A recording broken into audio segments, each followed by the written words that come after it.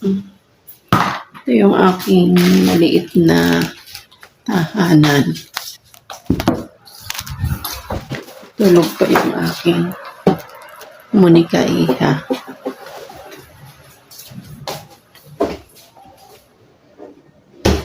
Ako nagising na. Tapos, every morning guys, ang ginagawa ko, nag-iinit ako ng tubig bago ko luwagan natin.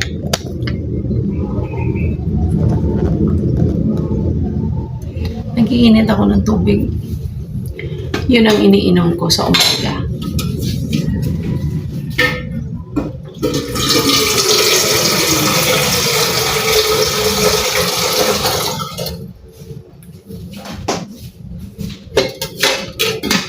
Ano nga pala guys, itong ginagamit ko ay Takorit. Kasi,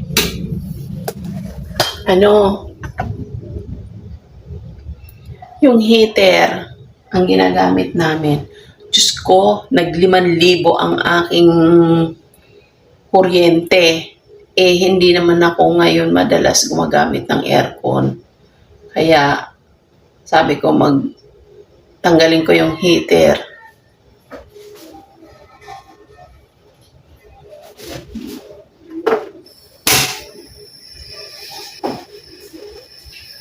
Ang ginagawa ko ngayon, nagkakalan lang ako. Kaya kalan lang yung aking ginagamit. Hindi na ako nag-ano.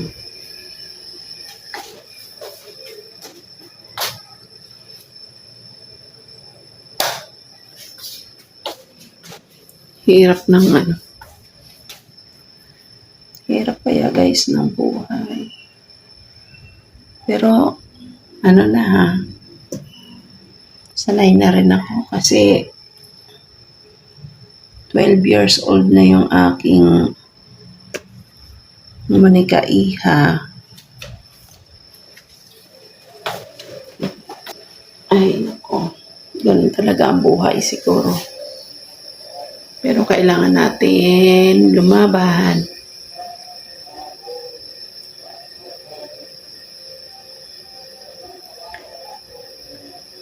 Hirap ng si Mosel kasi siya guys, matalino. Kaya hindi ako nahihirapan din sa kanya kahit pa paano. Masipag siyang mag-aral. Yun ang kagandahan sa kanya. Hindi mo na kailangan pang talagang aral siya, grade 7 na siya. Talagang aral lang siya. Tsaka kuripot. Baga ako nagbibigay sa kanya ng baon. Kasi ang ginagawa ko, binibigyan ko rin siya ng pera para kung may gusto siya sa school.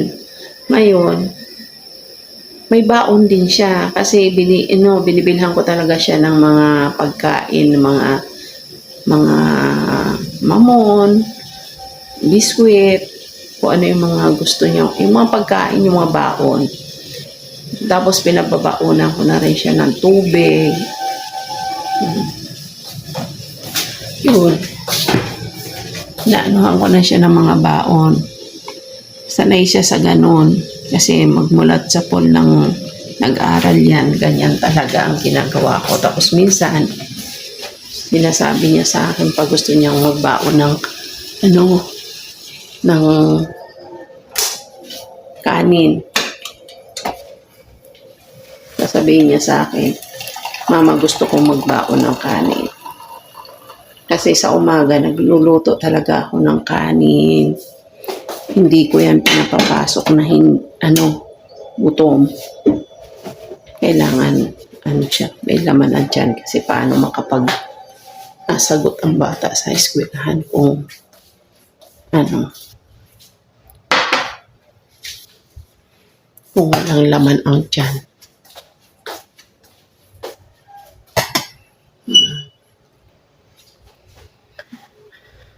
Kaya ang ginagawa ko,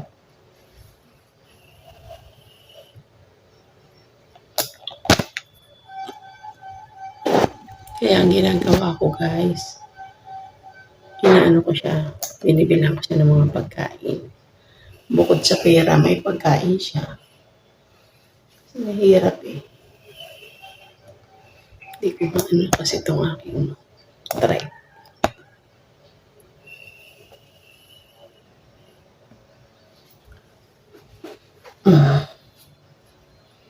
Kaya ganun. May baon siyang pera. Pinababaonan ko siya ng pera. Binibigyan ko siya ng 50 pesos. Tapos, may pagkain siya. Kasi kung anong gusto niyang, kung ano yung gusto niyang pagkain na bilhin sa school, siyempre, yung mga classmate niya, bumibili sa canteen, baka mainggit. Kaya kailangan mo rin bigyan ang anak mo ng, ng pera. Kasi, kawawa naman kung wala siyang pera tapos nainggit doon sa mga classmate niya. Para siyang diba? Tapos, ang ginagawa niya, hindi siya, minsan bumibili siya, minsan hindi. Ang ginagawa niya, iniipon niya. Nag-iipon siya ng pera. Kaya minsan, pag may mga project siya, yun, siya ang bumibili, nagugulat na lang ako, nakikita ko. Bakit hindi ka nang hingi? Sabi niya, bumili na daw siya kasi may pera siya. At saka, yung pinapadalhan siya ng daddy niya sa kanya, yun, pinapabayaan ko siya. Hinahayaan ko lang siya. Hindi ako nangingialam na kasi may isip na siya, 12 years old na. Pinapabayaan ko na siya ang mag-budget sa sarili niya. Ganun ang ginagawa ko kasi para matuto din. Guys. Mahirap din kasi nakadepende sa atin. Alam mo naman, hindi naman habang buhay na andyan tayo. Hindi naman, kung gamot. Tingnan nyo guys, ang dami kong gamot. Marami akong iniinom na gamot. Kaya yung mga katulad kong mga solo parents, laban lang tayo. Kailangan lang natin lumaban. Kasi ang hirap kaya. Sa umaga ito, pagkagising ko sa umaga, umiinom ako ng mainit na tubig. Para yung, napanood ko din yun napanood ko rin sa isang vlog, sa isang doktor. Nakikinig kasi ako sa mga, nanonood ako sa mga health, ito daw mainit na tubig maganda, yung maligamgam. Hindi naman, yung kaya mo, maganda daw to sa kidney. Every morning, bago ka kumain, bago ka ito mo nang iinumin mo. Nakakaano ng kidney stone. Kaya every morning, ginagawa ko to. More on tubig talaga ako kasi marami akong iniinom na gamot.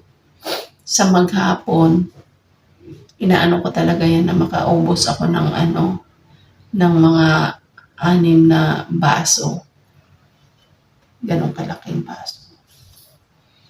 Kasi mas maganda yung lagi tayong umiihi. Dahil ako nga guys, hindi ko alam kung paano ako nagkaroon ng mga sakit na ganito. Mula sa maalaga ako sa sarili ko. Ako sa sarili ko. Alaga naman ako magpa-check up. Alaga ako sa Yung mga kinakain ko naman hindi gano'n ka sa sarap. Hindi naman gano'n. Maano din ako, maano din ako sa pagkain kahit noon pa. Pero yun siguro, yun talaga kahit mag-ingat ka sa mga kinakain mo, sa mga siguro talagang kung yun ang destiny ng katawan mo, yun ang destiny ng magiging buhay mo, na magkaroon ka ng sakit na gano'n. Gano'n talaga siguro. Kasi ako sa inaano ko talaga, hindi naman gano'n ka ang mga kinakain ko eh. Madalas nga ang pagkain ko paksiw. Paksiw na isda, gulay, sinabawang isda. Alam mo yung mga pamprobinsyang pagkain. Tapos, madalas ako lang, saging na nilaga. Kahit noon pa, nung bata pa ako. Madalas nilagang kamuti, nilagang pasensya na kayo guys, ganito ang tsura natin. Siguro talagang gano'n ang buhay. Kanya-kanyang ng Diyos. Di ba? Ang hirap ng buhay talaga guys. Yan talaga ang buhay. Sige guys. Good morning ulit. Iinom muna ako nito. Tapos mag-aalmusal tayo bago ako iinom ng gamot. Thank you for watching. Bye!